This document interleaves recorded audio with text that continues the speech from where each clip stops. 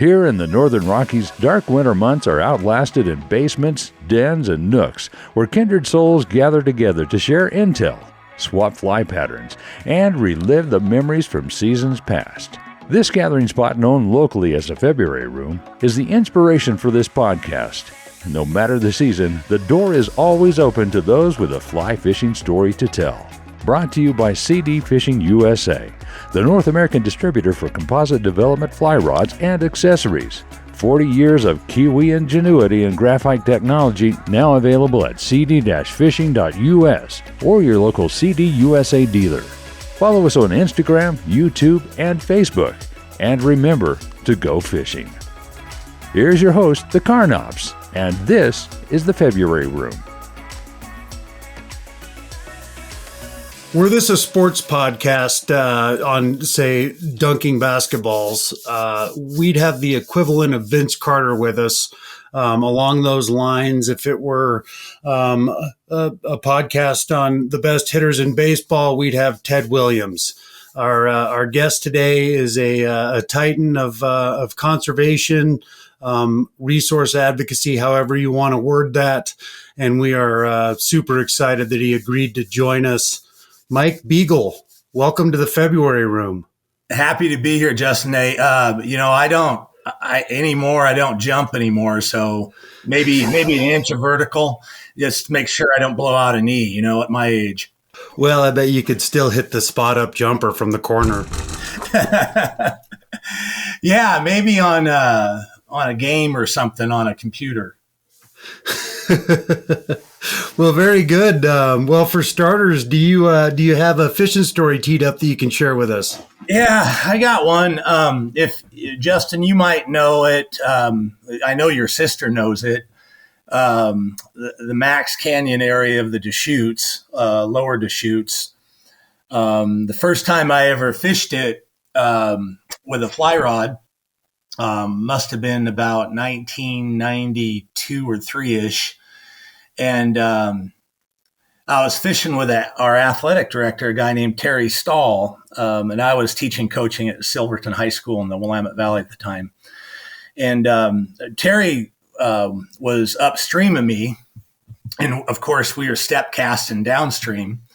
And he hooked a gorgeous steelhead, about 29 inches, just under 30 inches. It was a hatchery fish, and once we got it into the shallows, we could kind of tell, it's a hatchery fish, and it's going to be his fish. So I got it out of the water and started taking, the classic pose pictures with him holding the fish, and we weren't too concerned about getting it back in the water because it was hatchery fish. It's going to be for the barbecue. And so I'm using my wife's camera. It was a Canon Rebel, I believe. And I took probably 15, 20 pictures and some great shots. And made the trip back, about 2.5 hours back to Silverton. And Terry dropped me off. He went home. We decided we're going to barbecue the fish that night. And so I went home and I was talking to my wife, said, "Oh, man, wait till you check these pictures out." And she goes, "Well, was there any film in the camera?" And I said, "What the hell are you talking about?" She goes, "Was there film in the camera? This is pre-digital age, Right. Well, hell no, there was no film in the camera. So I got to break that to Terry when we went over for dinner a couple hours later. And Terry's a total smart ass, and he's never let me live that down. We still fly fish together every spring break on the Crooked River, and he brings it up around the fire and whiskey every time. So I deserve that. But yeah, well, and I bet every time you reach for your phone to take a photo, he brings that up. And he does. Yeah. And now I'm damn near stupid proof because I got the smartphone. The dumb smartphone, and I can take a picture anytime I want, and I don't have to worry about cameras and information cards and film and any of that stuff. So yeah, that was one for the ages. Beautiful fish, though. You have to visualize well, we'll have to take your word for it, I guess. You visualize it, but it tasted good. So yeah, healthy fish. Awesome. When we initially met years ago, I believe you were still a regional manager for Trout Unlimited at that point. Is that right? Yeah, I was. I believe that was 2010 or 11. It was a year or two after the Public Land Management Act had passed in March of 2009. So yeah, you had come over with your film crew and got to meet some of the grassroots volunteers there at the Steel Blue Chameleon Lodge. Yeah, that was still one of my favorite experiences in outdoor television and one of the best shows I thought that we ever did. Can you tell us a little more about that? Where is the Copper Mountain or the Copper Salmon Wilderness exactly for listeners? Yeah. So it's pretty much like extreme Southwest Oregon on the coast. And so if you come, if you go to the California border, and this is kind of the way I always drove, is you come through California, through the Smith River country, and then you head north. About an hour from the border is a little town or village, actually, about 1,200 people, called Port Orford. And it's a little fishing town, kind of little touristy, cute little place. And then just a couple miles north is the Elk River, which spills into the Pacific Ocean at that point. And it's one of the healthiest salmon and steelhead streams, especially for its small size, in Oregon, maybe even in the Pacific Northwest. And years ago, I think back in 1984, part of the original, it was a Reagan wilderness bill. The Grassy Knob Wilderness was protected, which protected kind of some of the flanks of the river upstream from the ocean. And then, but the headwaters weren't protected. And it's like serious, like big tree, old growth stuff. I mean, 500-year-old Port Orford cedars, Douglas fir, just amazing habitat, but incredibly steep. And part of the reason why it was never developed or cut is because it was too damn steep. And so the grassroots volunteers there started working on it maybe a decade after the Grassy Knob Wilderness, so in the mid-90s. And they just had no luck getting any conservation groups on board. They pushed and pushed, but it was, it's a small town, not a lot of money, not a lot of,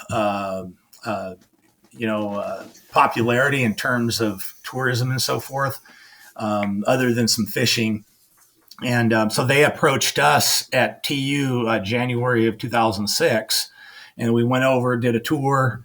Couldn't believe the place. We went over the Rogue River, the Umpqua, the Coquel River were all off color and just churning from a huge rainstorm.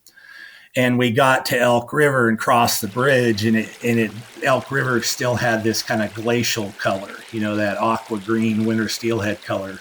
And I couldn't believe it. And then the next 2 days we found out why, because the headwaters were intact. So that kind of got us working and learning more about it, of course, organizing the grassroots volunteers, getting local government on board. And we got sportsmen to support it. And so we always like to say it's the first sportsman-oriented or sportsman-led wilderness in state history. And so that became part of that big omnibus bill, March of 2009, and 13,700 acres, I believe. So protected. Awesome. And in addition to the sportsmen, you also had some success working with some loggers and other users too, correct? And kind of brought a whole coalition together to get those headwaters protected. Am I right there? Yeah. A couple of the grassroots volunteers actually logged the area, the Elk River watershed, for a long period of time. But then, it's an area that gets a minimum of 50 inches of rainfall a year. And so when you log these steep, incredibly steep slopes, and you remove, 200 or 400 or 500-year-old trees, it's pretty inevitable it's going to happen in the winter. And so seeing that and feeling it, Jim Rogers, who was our just amazing grassroots volunteer who actually lived on the river at the time. I believe you met him at Steel Blue that day. And then Jerry Becker, who's also a forester. These guys really made the push and had already organized to a certain extent a lot of the local community in terms of mayor, some of the ocean fishermen, commercial fishermen, some of the sportsmen that lived along the river. So it was really kind of a nice, diverse group of folks that were pushing for it that might not be the typical, the stereotypical wilderness crowd, which was maybe refreshing and unique. And that's why I think it got bipartisan support, at least in our state. Pulling all those diverse groups together, with different agendas, is never an easy thing to do, and it's a testament not only to yourself and everybody that worked on that with you and all the individuals involved, but also, just that watershed is such an amazing place once you put eyes on it. It's an unbelievable, just a beautiful fishery. And you guys caught, I remember seeing the pictures of a couple of the wild steelhead you caught. The winter steelhead run on that river is 100% wild. And, there's not really a summer steelhead run because the river runs really low in the summer. It's not much of a, snowmelt river. So it's basically, rainwater during, from fall through spring. And then, of course, a little bit of snow in the headwaters. I think the headwater elevations are maybe around 4,000 feet. We don't anymore nowadays. We don't get a lot of snow at 4,000 feet like the old days. And so that run is pretty special. And I believe the fall Chinook run is about 50-50 in terms of hatchery versus wild. But that winter steelhead fishery, man, I remember those chrome bright winter fish you guys caught. They're a unique and beautiful species of fish. Yeah, and I bore witness to those two fish being caught that day. I didn't get a chance to get one myself, so I didn't make it back there until last year. And obviously, the run being in the current state that it is, it was a long shot to catch a fish. But I wanted to go have a day on the elk and just go fish it for a day and float it. Just for fun. So a buddy of mine who's a wheat farmer from the Dalles came down and met me, and we went and floated it with John Hazlett one day. And, as you mentioned, it was still in, very fishable shape, whereas all the other rivers around there were blown out. We were on the heels of a big rain event. And, there was, 30 or 40 trailers in the parking lot when we got up there. So we were behind everybody trying to get one on a swung fly. So it was a long shot, especially given the run, but what a neat place to spend a day fishing. What I loved about the place is incredible, but the people are generous. They're selfless.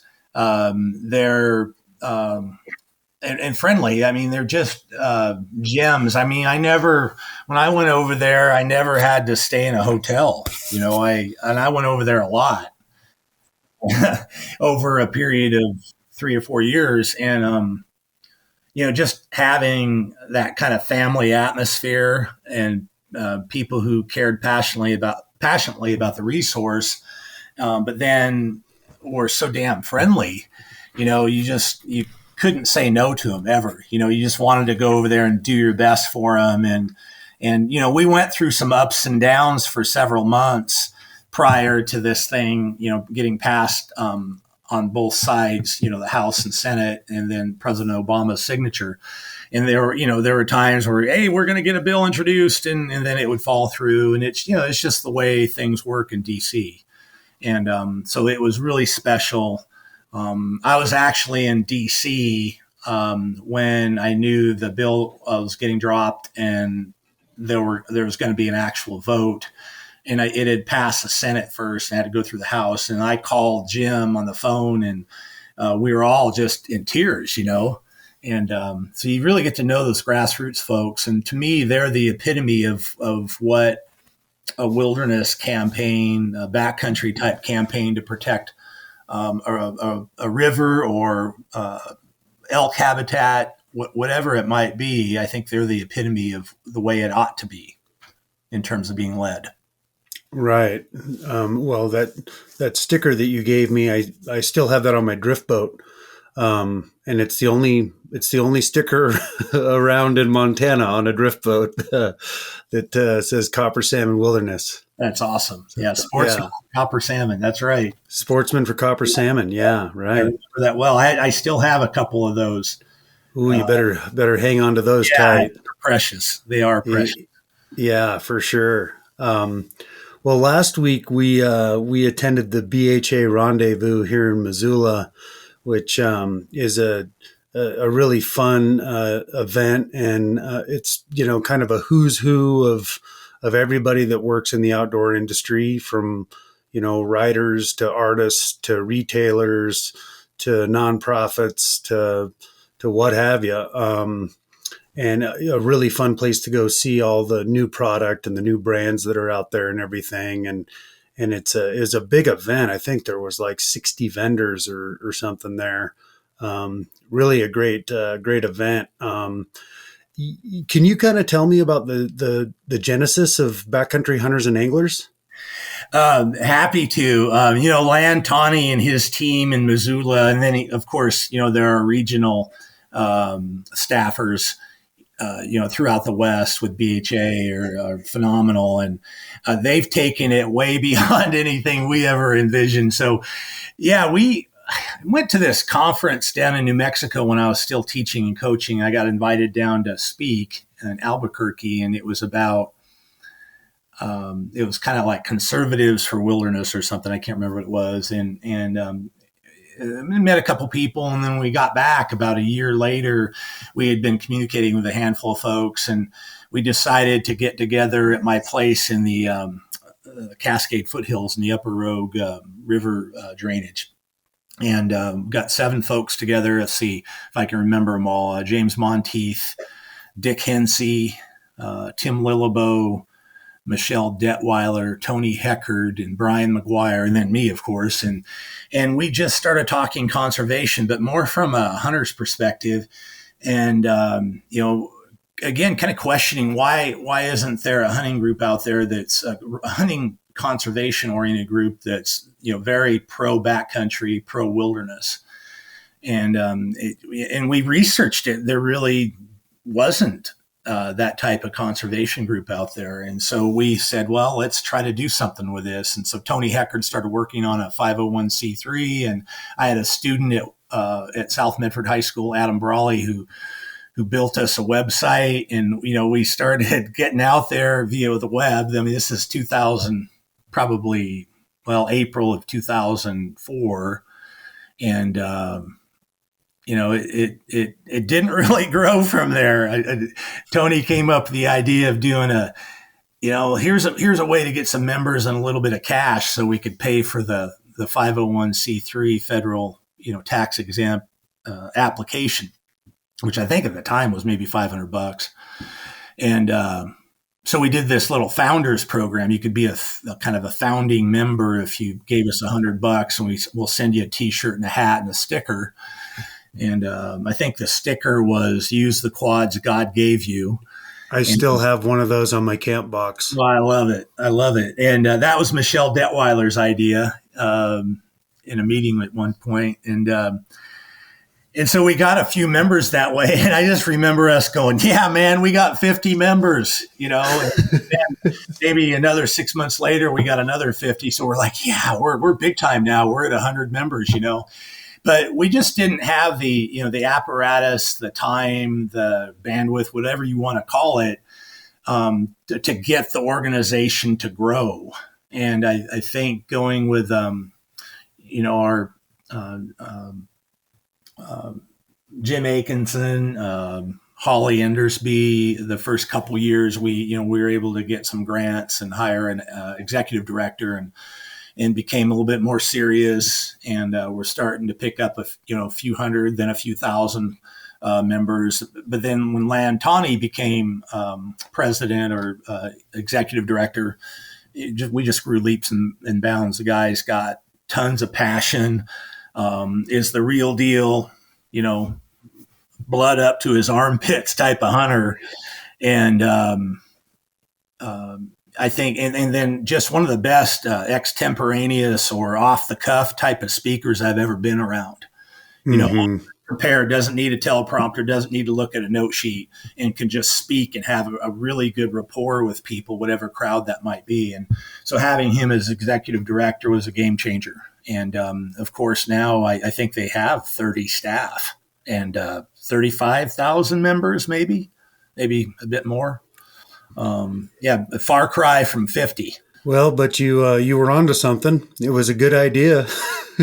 Yeah, we just didn't envision it being like that. And I was still teaching and coaching, so I didn't, I kind of got defaulted into becoming board chair and it's like, oh, okay. Trying to kind of keep the thing going. And I was probably, like a lot of things, when you're kind of a type A personality, you get a little OCD about things, and, I focused on it a lot, or maybe too much. And, it grew. It didn't grow as fast as we wanted at the time. We wanted a lot more out of it, and we just had no means of getting the word out. And right. And now between, I think, social media, the web, of course, all the gear deals that they have, the magazine's phenomenal. Yeah, it is. That it's growing, and it's, even through, I think, economic downturns and recessions, I still think the organization's growing. And I think, if I haven't looked in a while, but we stayed at $25 for a membership forever. And I think it might still be $25 when a lot of, I think they bumped it up to maybe 35. You might be right. Maybe it's the Elk Foundation that's 35. We talked about it, and it made a lot of sense. I mean, our first BHA rendezvous was at Fort Missoula, March of 2012. And we talked about it as a board there. And it was, we stayed, I know we stayed at least another 8 years or so at $25, which is I think a great deal. Yeah. And, given the current, environment that we're in here politically too, there's just affronts on all sides, aimed at our public lands and access. So, the organization is extremely important to have right now and to support. We're just, we're in a battle right now across the country and in Montana as well. So, now they come to the table. They dig their heels in anytime that a big issue arises that threatens, public access and wild places and wild lands. So they've really become a leading organization, and obviously work in partnership with a lot of the other organizations that have been around for a long time as well. It's, I think, a pretty unique organization. And, in the conservation of natural resources realm, you get wins and losses, but the war is never won. You win battles. But you have to stay with it, because you're getting to that point where you say, okay, we're going to protect all of our wilderness, 100% of it, all of our wild rivers. scenic areas, fish and wildlife habitat. You never really get to that point. You keep trying to educate, and you'll win some battles, and then you'll lose a few too, but you stay with it, hoping to get to that, win the war, eventually, but maybe not in our lifetime. But that's something to pass on to kids and grandkids. That's crucial. Yeah, and now now you're you're working for Southern Oregon University as you're the director of alumni or something, right? Yep, I am. Yeah, it's my alma mater. That was your alma mater. Yeah, that's cool.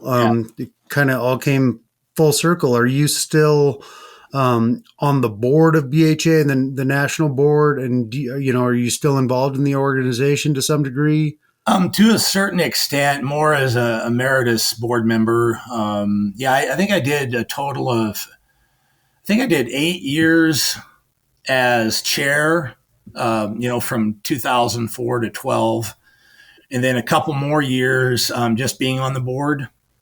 And then a couple Montana guys, Joel Webster and Ben Long, were co-chairs for a few years. And then we, kind of got a stronger, more diverse board and started being a little bit more serious about bylaws and how to operate as a board, and meetings and so forth. And I haven't been to a rendezvous. The last one I went to was in Missoula, right on the river there. It's been maybe 6 years ago, but I'm planning on going next spring, especially if they're going to do a kind of a camping type of outing, which I think is awesome and very fitting, especially in the COVID area. Yeah. And it's, it's a hell of a lot cheaper to go camping than it is to rent a hotel room for 3 or 4 nights. Yeah, right. It was at Fort Missoula again this year, and that's like, half a mile from our house. So we didn't camp, but I would love, and we attended last year too at Fort Missoula, but I would love to go do the whole thing sometime. We have 2 little kids now, so we're out of there at 5:00, and we miss out on a lot of the after hours festivities and stuff. Where that's where a lot of the good work gets done, though.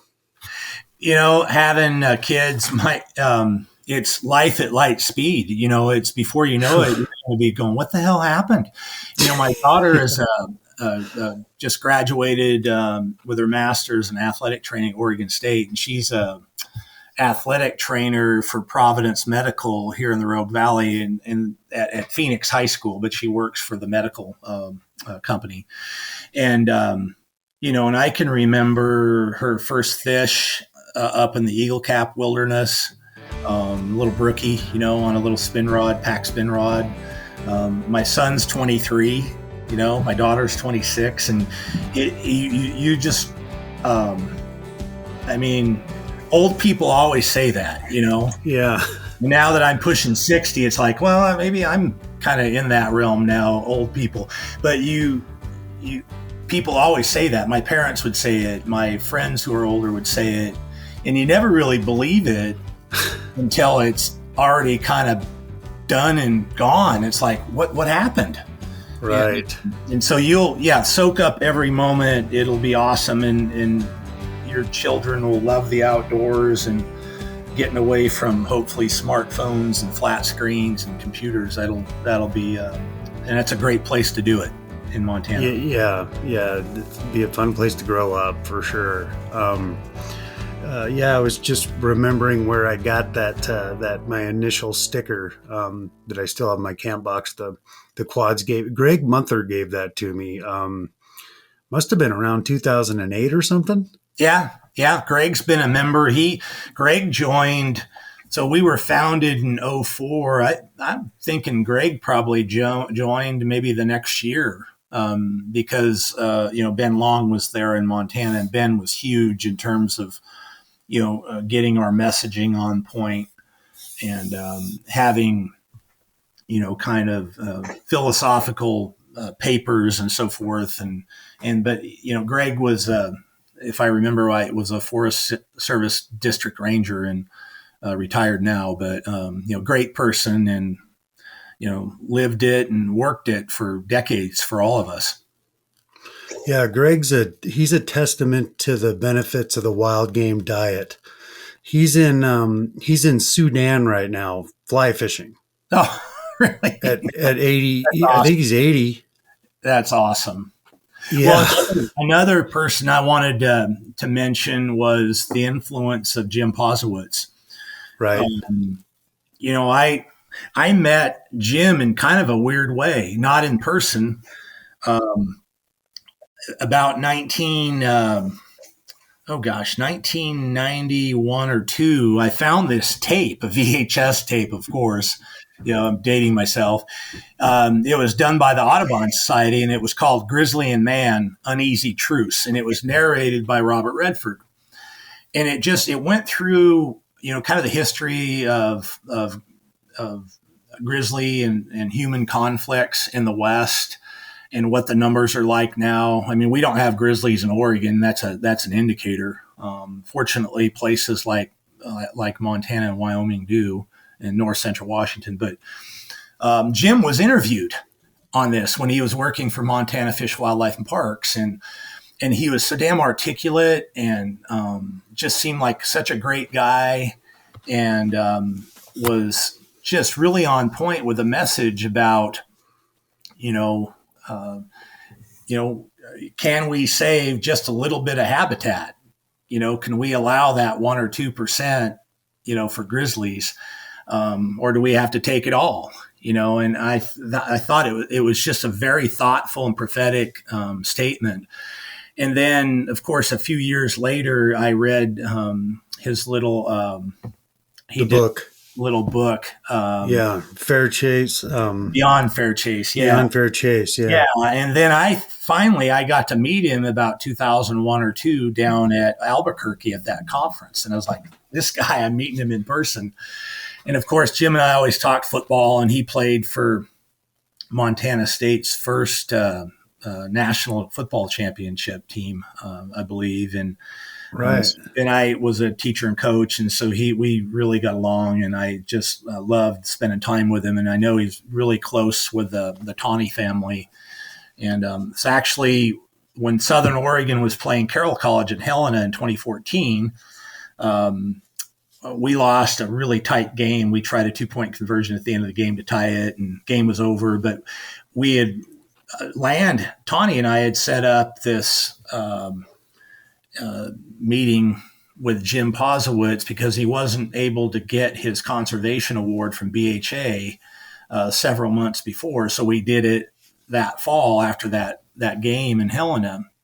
And so I went over there, kind of dressed in all my Raider gear, SOU Raider gear, and got to present him this award. And I told that story of the video that I used as a teacher for 10 plus years, easy.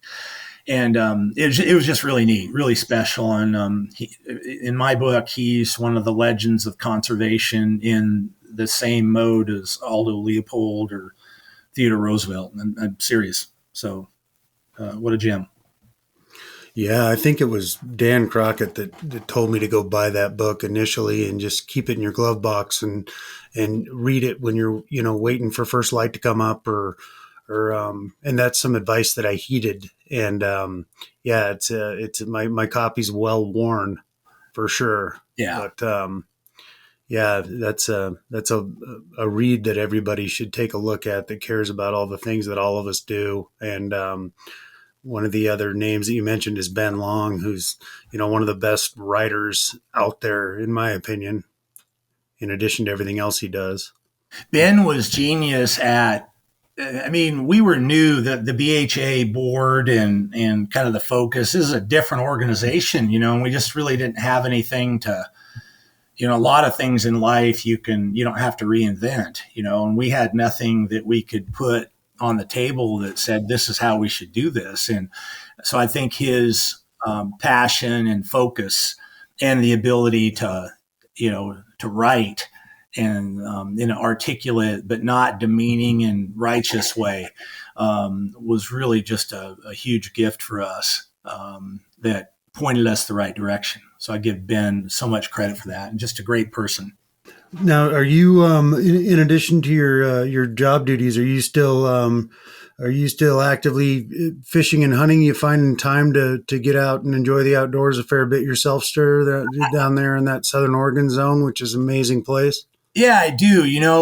We just went up to I went up with Dr. Michael Parker, who's one of our phenomenal biology professors. He's an SOU alum too.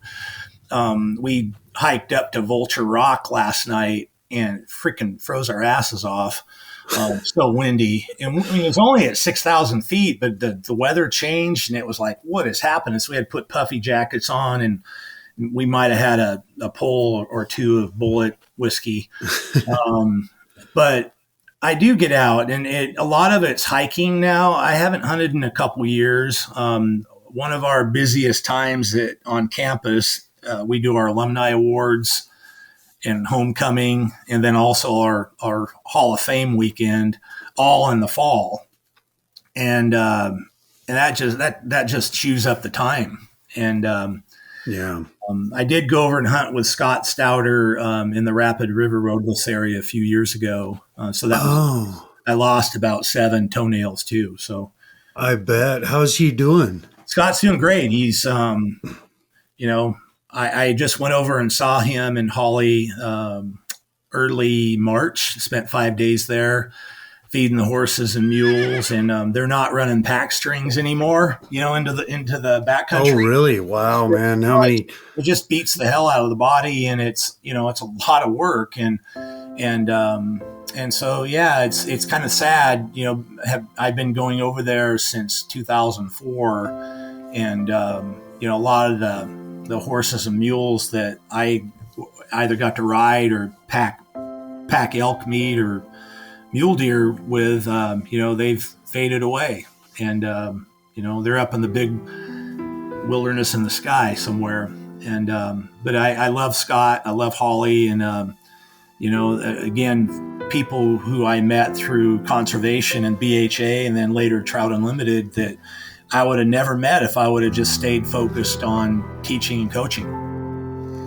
Right. Yeah. We had the good fortune of doing a show with Scott years ago, and he packed us into the Rapid River and took the host bull trout fishing and stuff in there. And one of his mules almost killed me. They gave me the mule that was had the best demeanor for folks that aren't very comfortable on horses, which is me.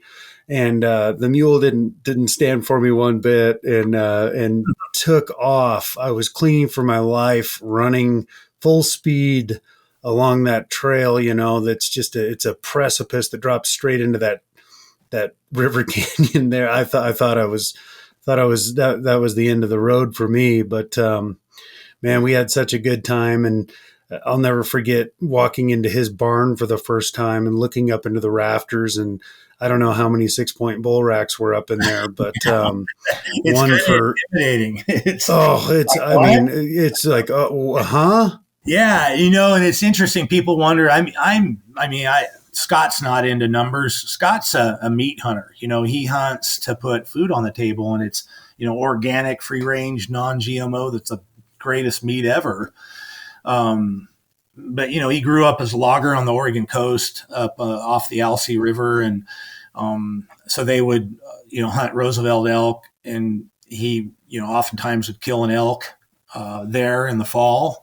And then his dad, who was a World War II Marine Corps Okinawa veteran, they had a pack string. So then they would go to central Idaho, I think even before it became designated wilderness, the Frank Church Wilderness. And wow. And then they kill an elk there. So yeah, we'd probably push an 80 elk pretty easily. And watching the guy, I killed my first bull elk ever on a steep slope above Rapid River, and we had to shuttle, we had to quarter the meat and then shuttle it down, and it was excruciating, and had to slide on our asses, with a quarter in the pack and a quarter on our laps, sliding down to the river. It was awful, painful. And but watching him butcher an animal, clean and dress an animal on a steep slope, it's a work. It's beautiful. It's a work of art. I learned so from him watching, and he had, of course, learned from his father. And again, kind of one of the great aspects of hunting is what you're able to pass on.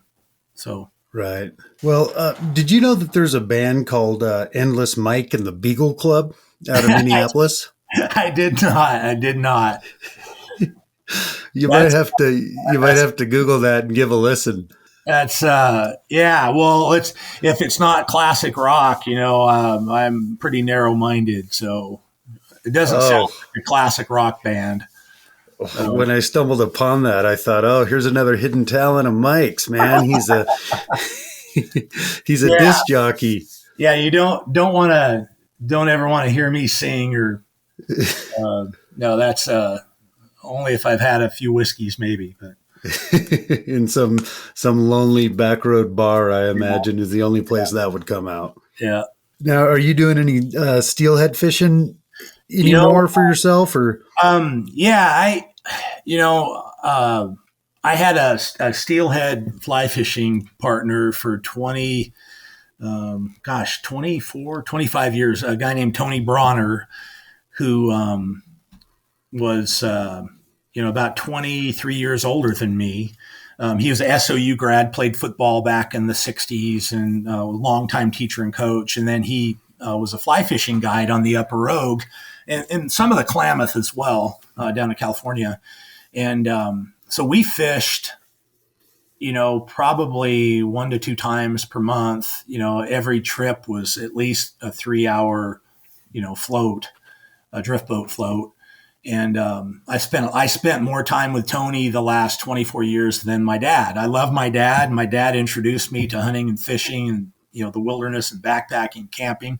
But, he doesn't fish anymore. And, Tony was always there with a drift boat and offering a trip, and just great lessons about life and talking history and politics and conservation. And so I spent a lot of time with that man for 24 years, and we lost him August 15th to prostate cancer. Oh, I'm sorry. So when you get to that 50-year point, you got to every year get your PSA checked. It's a prostate specific antigen. It's a simple blood test that takes 2 minutes at a hospital or doctor's office, and blood draw. And but it monitors that area for men's health. And yeah, we lost him. It just he died at 81. He wasn't young, but the guy was a stud. I mean, he's 81. You'd never think he was 81. I mean, just right. Watching him on the oars or get into a drift boat or spay cast for a steelhead and catch a 30-inch steelhead, and you're just a pretty amazing guy. And so that was kind of my fishing partner. I got a couple others. One is our athletic director at SOU. He's an avid fly fisherman, so that is helpful. Well, Mike, I could talk to you all week, and love the opportunity to get out on the river with you one of these days. I do get over there occasionally, but I know you got a lot to do, and I really, really do appreciate you taking the time to chat with us and share that story. And it reminds me of my old film camera that I had that ended up in the river, but that's another story. So that effectively ended my photography career. But I understand. Well, hey, I have one more short story if you got time. Please. So Matt Sayer, our athletic director, and I, and another guy I taught and coached, 2 other guys I taught and coached with, and then 3 young 14-year-old boys. Matt had a son who was 14, and then my friend Brad had 2 sons who were 14. We all in late July of 2016 got a permit, and we backpacked into the upper Lamar River in the northeast corner of Yellowstone National Park. And oh wow, 7 days. We went up all the way up to Cold Creek Camp, which is this beautiful open sage flat where the river meanders, and every turn of that river, backcountry river. This isn't. I don't mind talking about it because it's not like some guy from Portland or Seattle or Boise is going to drive there and jump out of his rig and wet a line. Every turn of the river had, like an elbow length Yellowstone cut, 18, 20-inch fish. Wow. And I got kind of tired of fishing after a couple days, and I never changed the fly. I used a little number 14 yellow stimulator. And of course, I had to redress it periodically. Caught so many and released so many fish. On the exact same fly. Yeah. Wow. And we didn't need to use anything else. And a couple guys used hoppers, but the kids got into, big trout for the first time ever. And we probably spoiled them. They probably thinking that every river is like that, It was, it's just this wild place. It's not designated wilderness. Of course, it's managed that way. With a backcountry National Park Service patrol cabin every 7 or 8 miles, and we got to rough it and haul our own food and get attacked by black flies during the heat of the day, and then it would frost in the morning, and see grizzly tracks in the mud on a trail where a spring crossed or something, and then that would all kind of raise the hair on the spine, and then it was fun because the kids really got used to making noise going into drainages, brushy drainages, just so we didn't surprise some big sow with a couple cubs, and it was spectacular. But to me, it was getting those kids up there was the most precious part of it, and them seeing what wild country offers all of us. It's something unique, and not everybody in the world can have that experience. And we're pretty fortunate in the United States to be able to do that. So anyway, wanted to get that story out there. Well, yeah, we are very fortunate, and thanks to folks like you that have devoted much of your life to protecting such areas. Well, it's like I said, it's a never-ending battle. You got to stay with it, and you absorb losses, but you recover. No different than a football or baseball or basketball team. You get on the comeback and you get after it the next week and get ready to play again. And to me, the comparison's very similar. Go to thefebruaryroom.com, where you can access a complete library of our podcast and read more about our guests, their fishing stories, and favorite fly patterns. We're always looking for exceptional fly fishing yarns, and if you have one to spend, shoot us an email at info@thefebruaryroom.com.